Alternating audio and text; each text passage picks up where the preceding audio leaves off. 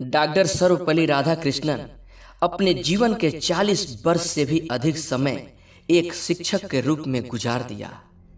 जब राष्ट्रपति बनने के बाद छात्रों ने उनका जन्मदिन मनाने की इच्छा प्रकट की, इस पर राधाकृष्णन ने कहा, मेरा जन्मदिन मनाने के बजाय अगर वे इस दिन को देश भर के शिक्षकों के सम्मान में शिक्षक दिवस के रूप में मनाए तो मुझे गर्व होगा।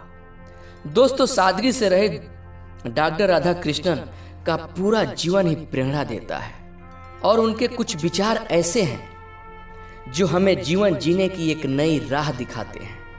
तो आइए डॉक्टर साहब के अनमोल विचार जानते हैं। किताबें पढ़ने से हमें एकांत में विचार करने की आदत और सच्ची खुशी मिलती है।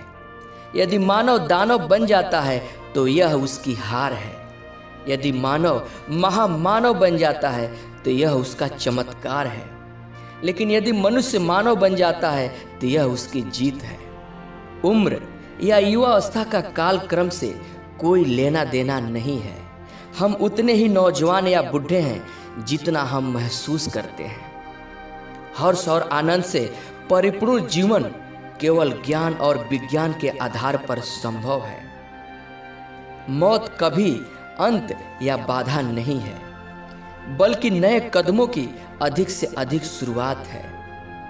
शांति राजनीतिक या आर्थिक बदलाव से नहीं आ सकती, बल्कि मानवीय स्वभाव में बदलाव से आ सकती है। ज्ञान हमें शक्ति देता है, प्रेम हमें पूर्णता देता है। जीवन का सबसे बड़ा उपहार एक महान जीवन का सपना है।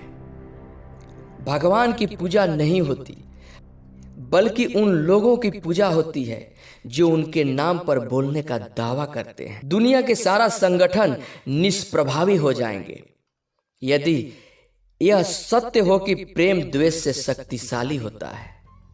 उन्हें प्रेरित नहीं करता, केवल निर्मल मन वाला व्यक्ति ही जीवन के आध्यात्मिक अर्थ को समझ सकता है। स्वयं के साथ ईमानदारी आध्यात्मिक अखंडता की अनिवार्यता है। पुस्तकें वो साधन है जिनके माध्यम से हम विभिन्न संस्कृतियों के बीच पुल का निर्माण कर सकते हैं। मनुष्य को सिर्फ तकनीकी की दक्षता नहीं, बल्कि आत्मा की महानता प्राप्त करने की भी जरूरत है। धन, शक्ति और दक्षता केवल जीवन के साधन है, खुद जीवन नहीं। हमें मानवता को उन नैतिक जड़ों तक वापस ले जाना चाहिए जहां से अनुशासन और स्वतंत्रता दोनों का उद्गम हो। शिक्षा का परिणाम एक मुक्त रचनात्मक व्यक्ति होना चाहिए जो ऐतिहासिक परिस्थितियों और प्राकृतिक आपदाओं के विरुद्ध लड़ सके। कभी के धर्म में किसी निश्चित सिद्धांत के लिए कोई जगह नहीं है। कहते हैं कि धर्म के बिना इंसान लगाम के बिना घोड़े की तरह है। राष्ट्र लोगों की तरह सिर्फ जो हासिल किया उसने नहीं, बल्कि जो छोड़ा उसमें भी निर्मित होते हैं।